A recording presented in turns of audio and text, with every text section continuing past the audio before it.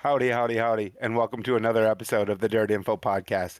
This week, Carter and I will chat the Clash on the Coast, USMTS, and a slew of regional late model racing.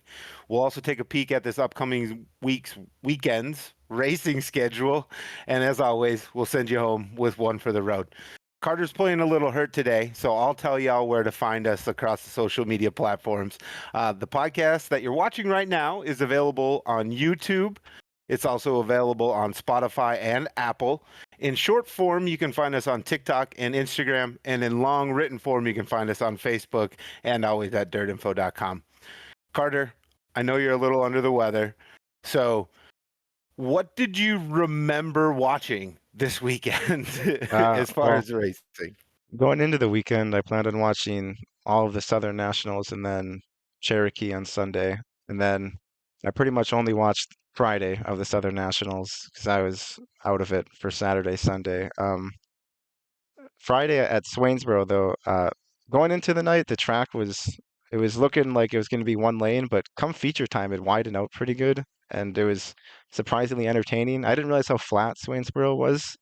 It's like there's like no banking, it seems, but Madden, I believe, started on the pole and won, but then I think it was Dotson that was first started running the top, and then he cleaned off the top, and then Harrington joined him, and a few others, and then I think Harrington second, and I can't remember who was third, but Trey Mills. yes, Trey Trey Mills, and then Mills. Dotson took fourth.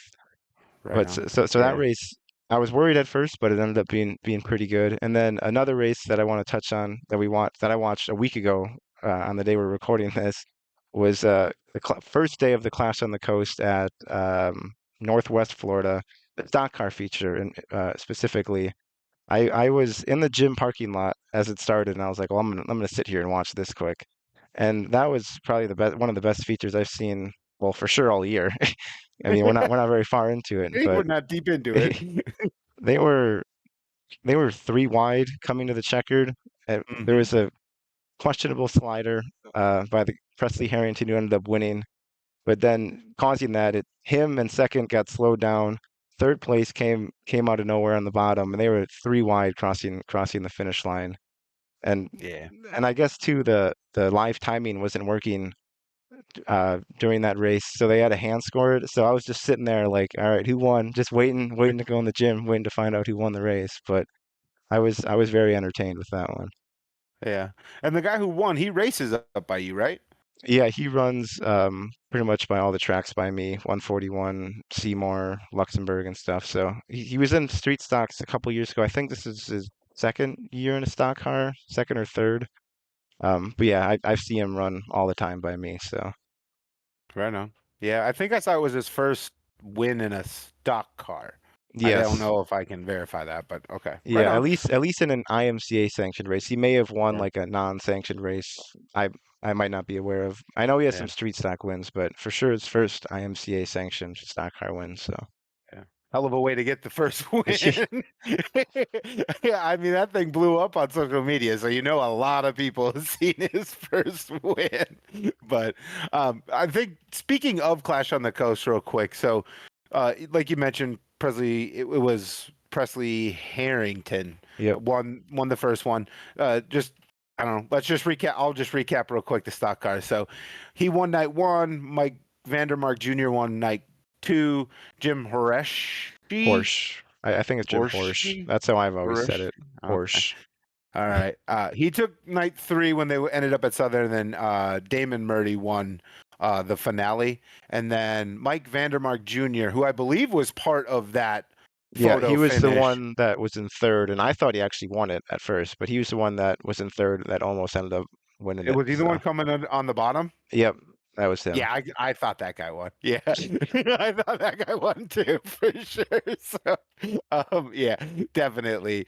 So yeah, and then on the modified side, we had Austin Harnick won the first two races. And then when they ended up going to Southern, Austin Becerra won the opener at Southern, and then Deep South. Deep South. I keep seeing Southern. Sorry. They were at Deep Southern South. last Yes. year. So I kept Yeah. thinking they're at Southern, and I knew they were at Deep South. So Okay. Yeah. So at Deep South. So then Becerra won the first night and Jonathan Joyner won the second night. And was it Austin Jonathan or Joseph?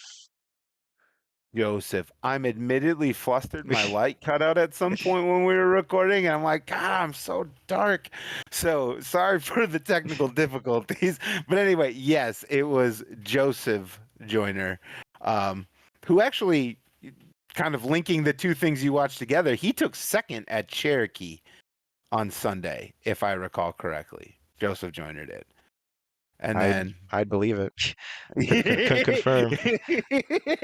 you watched it, but you don't remember. So anyway, speaking of that, so it's just crazy. Saturday he wins. Sunday he takes second in the late model. The winner of that one was Zach Mitchell up at Cherokee on Sunday for they raced for 15K. Yeah. Yep. So Mitchell won. Jonathan or Joseph Joyner. We need to go back to just one Joyner racing. That was easier. Joseph Joyner too, and then Chris Ferguson in his season debut was third. So and then also I guess I don't know, maybe just to just tie it all together and link it all together. There was another one of those Schaefer's races on Saturday at Sonoya. Cody Overton won that with Dotson taking second and Winger taking third. So Dotson ran pretty darn well, and then Harrington continued a hot weekend by picking up that win at Eastern Alabama as Yeah, well. that So was 10K, I'm pretty sure. yeah. I think I saw somewhere on the interwebs that was the first like win for Rocket this year in a Rocket chassis. So I don't mean to laugh or make light of anyone's plight, but if that's the case, holy cow, they've fallen on hard times this year. So anyway, well, what I watched USMTS. I said last week that's what I was going to be glued to, and I absolutely was. Starting with the arms race on Thursday, which saw Tanner Mullins won that, but to me the big storyline was the Smith brothers kind of rolled in. Mark and Nathan Smith rolled in right before draw close, if I understand it correctly, and proceeded to go like 1 and 2 in their qualifying heats or in their qualifiers because they're qualifying in now. So they qualified 1-2 in their half, and then Mark Smith was out leading a good probably half the feature, and he spun while leading, but it was minorly controversial at least because there was a wreck in 3 and 4 with some folks back in the pack as he spun out in 1 and 2, and they called the caution on him and sent him to the back. Yeah. So like just a bad time to find a banana peel, I guess. So he proceeded to drive back up to 10th, but what a bummer. Because like even the announcers are like, oh, caution, we've got 2 cars together in 3 and 4. And then they're like, oh, and the leaders around in 1 and 2. And then like, well, we're gonna wait and see what happens. And it turns out they called the caution on the leader. They said he was the cause of the caution. Obviously I'm not live and I don't have cameras on both, so I don't know for sure, but just a bummer for him. So he drove up to second. Tanner Mullins won. And then USMTS, so that was arms on Thursday, still on Racing Dirt. So to me it was almost all the same guys. But anyway, USMTS's season officially then kicked off Friday. The champ defended his title on opening night. So Jim Chisholm drove forward a handful of spots for the W. And Sorry. he didn't. Dog No wanted worries. to go out. Dog wanted to go out. I know what that means. If it happens again in a few minutes, it means Dog wanted to come Yeah. back in, y'all. So, but anyway, so Friday, Jim Chisholm won. He led most all of it after he moved forward a hand bit, but Rodney Sanders did not make it easy. Tanner Mullins, after winning Thursday, came through a B to still finish on the podium. And then Joe Chisholm and Kyle Strickler kind of put on a bit of a show. They were sort of the show whenever Rodney would fall back off Jim. They were going high low for half the race, and it was a pretty bottom dominant racetrack, but Joe was somehow making the top work in 1 and 2 and carrying speed, and they were trading lanes in 3 and 4. So it was an interesting race. Uh, I mean, Jim comes out and wins big, so it's it was kind of like his way of stamping a claim on the season. And then anyway, Saturday turns out his little brother not to be outdone, so Joe actually won on Saturday. So Chisholm sweep, just two different Chisholms. And then that one, Tanner Mullins, that name keeps popping up. So our buddy Brad likes to say the Mullins Gen 3.1 is showing promise, but it really is. 3 shows, 3 podiums, pretty good show for him. And then Terry Phillips battled to third in that one. So anyway, that's kind of like the rundown, a little bit of kind of how the racing action happened. I'm going to throw a couple thoughts at you. If you have any questions, just fire them off at me. But anyway. I do have one thought. I didn't watch, but I noticed on my race pass, 8 o'clock start time for heat races, kind of wild.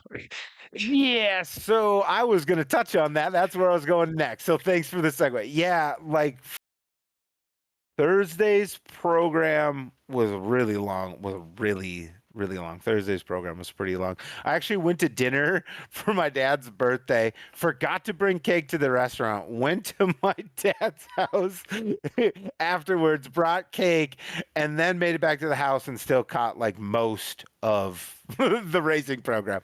So that was wild. Also, I think on Arms had the biggest car count with 51, but they had six heats for 51 cars, and I think they were all 10 laps as well. So we had more laps than cars in the heat, and I don't know. That felt a bit much, especially the next day with USMTS. That was like my gripe with USMTS on Friday, because I actually true story, fell asleep during the under features and woke up for the USMTS feature on Friday. Like that's kind of how late that show sort of ran too. So it was good on Sunday to have them go down to 4 heats. That made more sense for 50 cars. I know that you and Ryan have strong opinions on car counts and heat numbers, but I just thought 6 was too many for in 50 Oh yeah, cars. I don't like when tracks run like I've seen like 20 cars in 4 heats. It's like what are we doing here? Yeah. Yeah. I'm I sort of fine. feel like just about any time the laps of the heat is more than the cars in the heat, we've got something off. We need to reevaluate. In I my opinion, I just feel like that's a I good way think of like looking at it. 10 in the heat. If you can do 10 in the heat, it's like perfect. And if you have to do like Yeah. 11, like if they had what 51, if you had to do one heat with 11 cars and do 5 heats Yeah. that way, I think that's way better than. But although if you did 4 heats with 50, that'd put what like 12 in a 12-ish, which 12 to even that 13. ain't terrible. But Yeah. yeah, I mean, if I'm an 8 they to did 10 guy split, in a heat race. That's my yeah, ideal number. they did split qualifying. So like, Oh, I you kind of had to get, do even heats. yeah, but you could do 2. I mean, if you qualified 25th in your qualifying, like you don't have, I don't know, what's the difference of starting 8th or 10th? I don't know. That's just kind of the way I look at it. But anyway, so it was good. I agree with you. That was a late start time, and then the show format kind of drug it on to be a little bit of a long show the first couple of nights, but they did rectify that come Saturday.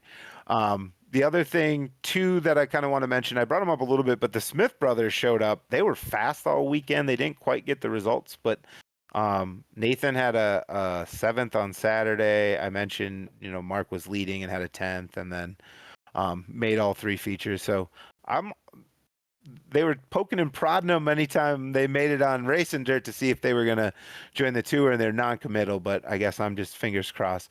I may or may not have told the story before, but I bought a victory fuel from Nathan Smith at the Big Deal at MTS. So like, obviously I'm rooting for them to be on tour because I'm going to be at a bunch of those shows, and I'd like to buy another victory fuel from him. um, and then I think the last thing I just want to touch on, I'm so pumped. We got like 14 to 20 full timers, depending on how a few things break out. And I guess I sort of broke the news on Thursday that Kyle Strickler was full-time USMTS, but with Strickler, Chisholm, Joe looking super fast, and then Mullins and Sanders. I mean, I mentioned their names a bunch. They were at the front of the field all weekend long. I mean, that's five of probably, and there's probably a few guys I'm not talking about. Alex Williamson had a bounce back to start the season with a couple of top tens. Kyle Brown had a bounce back with a couple of top tens. Reese Solander finished fifth, I believe, on Saturday and was in somewhere around the same spot on Friday before Mechanical Gremlins. So it's just like we might not have Jake Tim or Dan Ebert. We may have graduated a few guys over, but I feel like it's still going to be a grinder. I don't think it's just you can't just hand it to Jim. I mean, Joe is leading the points right now. I know that when I mentioned I might talk about points, you gave me them eyes, Carter. But I'll just point out that Joe is leading the points, after two races. So, it really, I think it could be a really grinder of a season. That last year we were set up really well for a Jake Tim versus Jim Chisholm run, and we were kind of robbed of that with weather.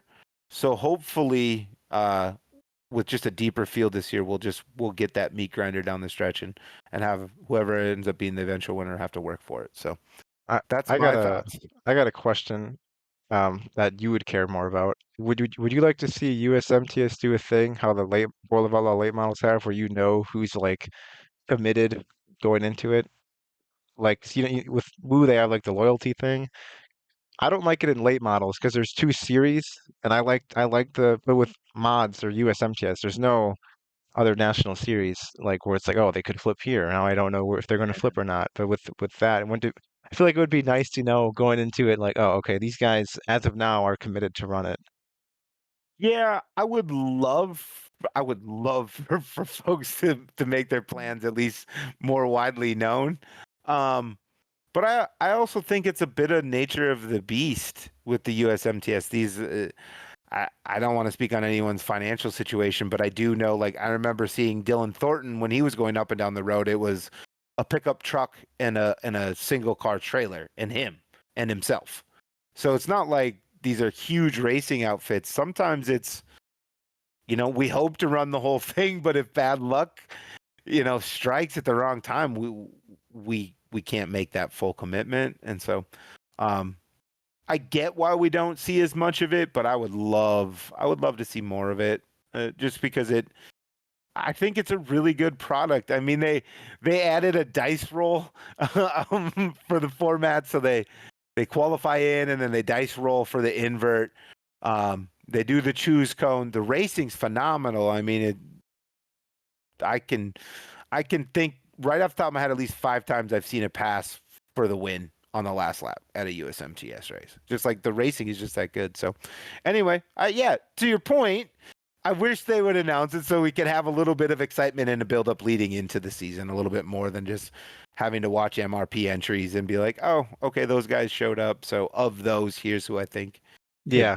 'Cause I'm not even Yeah. saying like make them pay money or anything to get the extra Right. points, just like a way to like, okay, as of now, this guy does plan to run it. Like, like Hmm. if they drop off, they drop off. But like they going into the season, they want to run the whole thing kind of thing. Would just be Yeah. nice to know. Yeah. It definitely would. Um, because I don't know the the 12th guy in the standings most nights is a contender in the USMTS, right? If the setup's good, he's a contender. So like, there is a lot more winners. I mean, yes, Jim Chisholm's in the Stricklers potentially this year and stuff. Like those guys win more, but like everyone, there's always guys winning. It's not the same faces all the time. So yeah, it would be nice to know a little bit more because a lot of those guys are worth rooting for. Like Alex Williamson, right here on my wall. Like that guy's pretty local to me. I picked that up at Deer Creek, and I think he's going to run the whole thing. But even he said on Facebook, like we have to take this week by week and see what makes the most sense for us because it is he's up here in Minnesota. It's expensive to go race in Texas for 3 weekends in a row or 2 weekends in a row like they're going to be doing. So Anyway, to transition a little bit, USMTS is racing this weekend again at Rocket. Um, so another pair of 5,000 to win shows. Um, that's what I'll be watching and probably what I'll be talking about again next week. Hey, Carter, did you notice that fancy thumbnail we had for this episode? Oh, you mean the one you can find on markandersonimages.com or on his Facebook, Mark Anderson Images? Yeah, that one. Also, just want to thank Mark so much for teaming up with us. We'll be using his photos throughout the year. Mark's a track photographer at Ogilvy and Princeton, so I'll definitely run into him at least a little bit this season. But all the same, thanks, Mark. We appreciate it. So. Um, I wish I knew what I was watching this week. I should have looked at Flo's schedule or something. Well, that perfect segue to kind of what's on what to look forward to. So, obviously, USMTS. Something I don't even know that you can watch, but something I'll be watching MRP for is Brownstown has the Northern All Stars late models and modifieds trying to run again after they got canceled last weekend. Oh, hey, you have your HTF subscription for the month, so this Saturday HTF opens at I-75. I think it's 25K to win. Yeah, I don't know how much you did 20, remind me that 20. I am busy Saturdays, so I can't even watch the Hunt the Front race on Hunt the Front TV. But Oh man, I do go like figure. I-75 though. Every time like a bigger race is scheduled there, it always gets canceled or something. The Outlaws had a race there that got canceled. Flow Night in America was supposed to run there this year. That got moved somewhere else. I always want to see that track, and it always gets moved. And then of course this weekend, I'm busy on the one day I can watch it. So Well, you have this. You can go back and yeah, watch it on exactly. Sunday. That's Yeah. probably what I'll do, honestly. So, and then I think you once told me that comp cams is on your naughty list because they're not on Flow anymore, but they're running this weekend at Boot Hill. I think I saw Another Cade track I Dillard like. will be there. Big fan of Yeah, Boot Hill. yeah. Cade Dillard's gonna be there. He has a chance to pick up about 15K over the weekend. I think they're doing a 10 and a 5 and then a 10 there, and then yeah, I think that's all I saw that was coming up. So take your pick. You're busy Saturday, so really you're just, I don't know. Yeah, it's a look through Flow. Maybe get my DirtVision subscription re-upped and watch Outlaws and wherever. I think they're at Magnolia or Talladega, one of the two. They're at both those tracks. I don't know which day, but the sprint cars that is. So Yeah. we'll find something. Shows how much I paid attention to sprint cars. Huh. And I'll probably go to a few shows this year, so I don't mean to act like I'm all above it. It's just not really on my radar right now, I guess. USMTS kicked off, man. They're going back to back. That's my jam. Um, so anyway, I think that wraps up most everything we were going to touch on, which means only one thing, Carter. It's time for The one for the road. And mine will be something that we probably should have mentioned last week, but forgot about was the 10,000 to win for USRA stock cars at I think it's Sandia Speedway. It's in New Mexico. I think that's how it's pronounced. Yep. But the person who won is Cole Sharneski, who's also from my area, just like Presley Harrington. And he started 12th, I believe, and I think they locked in 12 from Thursday and Friday, and he was the last one to get locked in. And then they probably did some B mains to get more. But he ended up winning it, which he kind of looked like just from my race pass results, he kind of struggled the first 2 days. So when he won, I was kind of surprised, but more money going back to Wisconsin, I guess. heck yeah. I apologize if you said it, but it was 10K to win, right? Yep. Yeah. Yeah. Big money show. I saw that Josh Kane finished second, so Yep. you've taken some pot shots along the way in this podcast, so it made me giggle when I saw that. That was a I'm USRA show too. Yep, and an IMCA guy showed up and took the money. Yep. So I also saw that the guy that you and Brad and stuff mentioned a lot, that I don't know how to pronounce his last name, but Gallardo. yeah, he was there too in a stock car. Yeah, Lost to I think I Cole. saw. Yeah, I saw a few of those guys there. I think Mr. Rob, another podcast favorite, I actually think he was there in a B mod. So, um, but But yeah, I did notice a lot of auto guys there. 10K show, that's big money for stock cars, and Cole comes all the way down from Wisconsin and leaves with the cash. Yep. Right on. Right on. All right. Well, so my one for the road is still USMTS. You guys are gonna get sick of this. I swear I watch other stuff, but right now, that's my jam. It is my favorite series. No shame in that. It's my favorite series. But anyway, on Thursday, in the middle of the feature, there was unfortunately an extended red flag stop because track photographer Buck Munson unfortunately was hit by a modified during the feature. And the show was stopped. Thankfully, he was okay. I believe he said the only thing broken was a lens adapter. So I'd followed the updates on social media. But I guess he took a picture in Victory Lane with Tanner Mullins on Thursday after the incident. I believe he signed the door panel of Sean Gaddis, who I believe was the car that made contact with him. He signed the door panel the following day. He even posted the final picture from his camera that night, which was Gaddis pointed straight at him. So they appear to be making light of the situation, and he appears to be fine. But what a wild situation, just all around. One, that he got hit. Two, that he's fine. Like, these bumps, bruises, the gash on his leg, everything like that. But, like, fine. He went back to the track the next 2 days. It's just crazy. So glad he's okay. Obviously, very glad he's okay. What a wild situation, but tough dude, I guess. That's what I'll leave it with. Buck Munson's a tough dude. So I actually at one of my local tracks that happened with a photographer too, and he was totally fine too. I think he finished taking pictures that night, but a guy spun in the infield and made a little contact with him. But thankfully he was fine too. I guess photographers they got to stay strong because there's race cars flying at them. yeah.